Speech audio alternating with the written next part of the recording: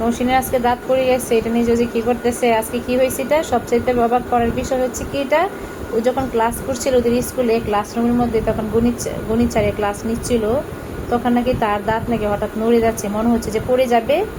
তো প্রথমে বুঝতে পারি না, ও বলছিল আস্তে আস্তে লজ্জায় স্যারে যে স্যার আমি তো ওয়াশরুমে যাব, স্যার আবার তো নিষেধ করেছিল। পরবর্তীতে ওর পাশের জন বললো যে স্যার নৌসিনের তো ইয়া হচ্ছে, তো বাথরুমে যাবে, দাঁত পড়ে গেছে। তো যাই হোক, তো ও বাথরুমে গিয়ে দাঁতটা নিয়ে আসার পরে কুলি করে আসার পরে বলতেছে স্যারে যে এই দাঁতটা তুমি সুন্দর করে প্যাকেট করে রেখে দাও, বাসায় নিয়ে যেও।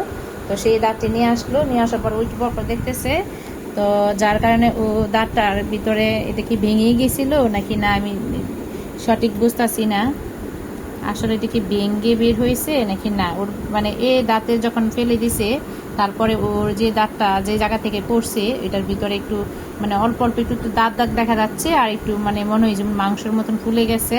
ওটা কি দাঁত নাকি না বুঝতে পারলাম না বিষয়টা আমিও, তো এটা আমিও টের পাচ্ছি না, কারণ এর জন্য পাশে আরেকটা দাঁত নাকি নড়তেছে, তো এর জন্য মনে হয় এটা ডাক্তার দেখাতে হবে। আসলে কি ওর দাঁত কি ভেঙে পড়ছে নাকি ভিতর দিয়ে এটার ভিতরে এই দাঁতের ভিতরেই আরেকটা দাঁত উঠতেছিল, সেটা বুঝতে পারছি না। যার কারণে একটু চেক আপ করানোর জন্য কি করতে হবে, একটু তোমাকে দাঁতের ডাক্তার কাছে নিয়ে যেতে হবে, বুঝছো। ও ভয় পায়, প্রচুর ভয় পায়, ও দাঁত নিজে ফেলে না, 2-3টা মনে ডাক্তার কাছে ফেলে দিছিল, নাড়ার পরে ফেলে দিছে। এটা নিজে নিজে ওর কিভাবে জানি নিজে নিজে আল্লাহর রহমতে ফেলে দিছে, আল্লাহ জানে। 2টা ফেলাইছে তাই না, আর বাকিগুলো তো আমি ফেলে দিয়েছিলাম তাই না। তোমার দাঁত পড়ে না, ওনার নরিন কান্না করতেছে, বলতেছে ওর দাঁত কেন পড়ে না, তাই না।